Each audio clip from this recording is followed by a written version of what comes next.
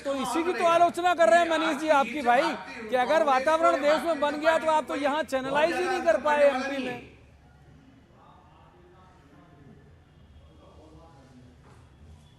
देखिए, हमने प्रयास किया, एकजुटता के साथ कांग्रेस चुनाव लड़ी, लेकिन चूंकि यहाँ भारतीय जनता पार्टी का शासन और प्रशासन दोनों चुनाव लड़ रहे थे। शासन हमने अनेकों बार, हमारी कोई सुनी नहीं जा रही थी। किस तरह से यूपी के लोग पृथ्वीपुर में बैठे हुए थे, किस तरह से जोवट में किस तरह से खुलेआम पैसे बांटे जा रहे थे, शराब बांटी जा रही थी।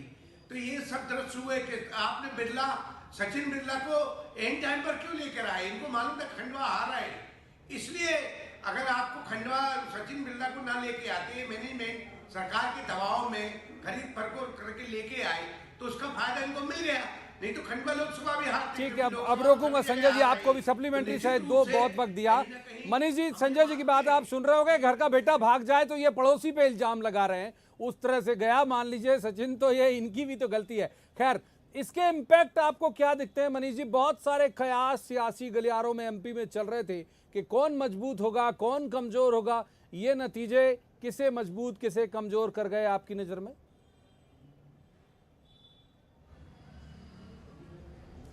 जाहिर है प्रवीण जी, जो जीता है वो मजबूत हुआ है और जो हारा है वो कमज़ोर होगा। उस पर सवाल उठेंगे, उसकी जो स्टाइल ऑफ वर्किंग है उस पर सवाल उठेंगे।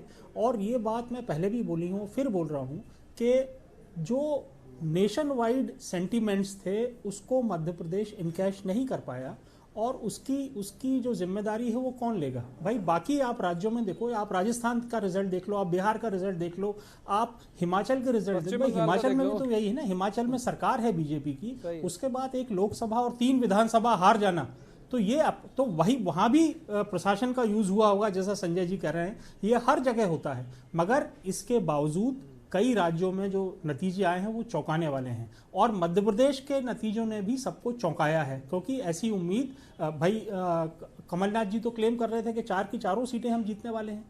क्या हुआ उस दावे का? आप अपनी ही 1 सीट नहीं बचा पाए। तो एक प्लस और एक माइनस जरूर हुआ है, मगर यह है कि इससे किसी को ना तो खुश होने की जरूरत है और ना मायूस होने की जरूरत है। खुश होने की इसलिए नहीं है क्योंकि आप देखिए 3 में से जो 2 कैंडिडेट हैं प्रवीण जी, अगर अपन फेयर एनालिसिस करें तो वो 2 कैंडिडेट बाहर के हैं, आपके कैंडिडेट नहीं है।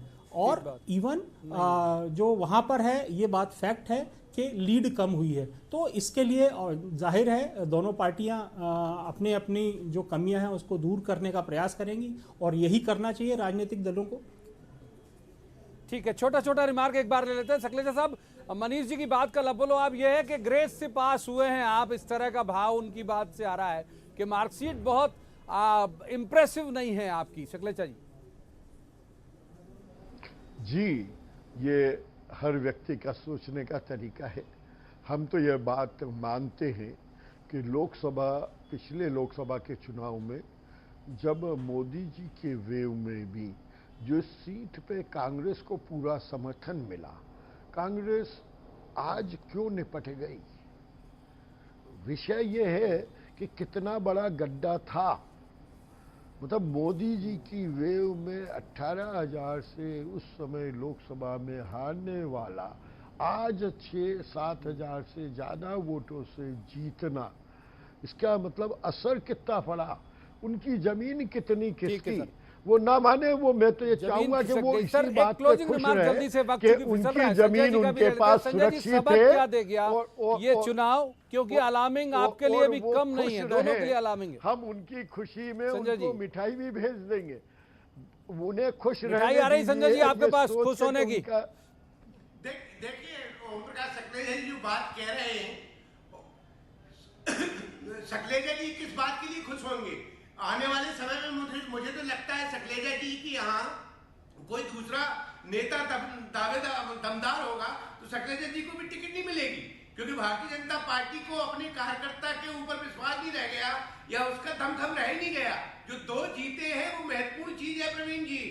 एक कांग्रेस का, एक सपा का, मतलब भाजपा के पास मध्य प्रदेश में लड़ने वाले खत्म हो चुके हैं।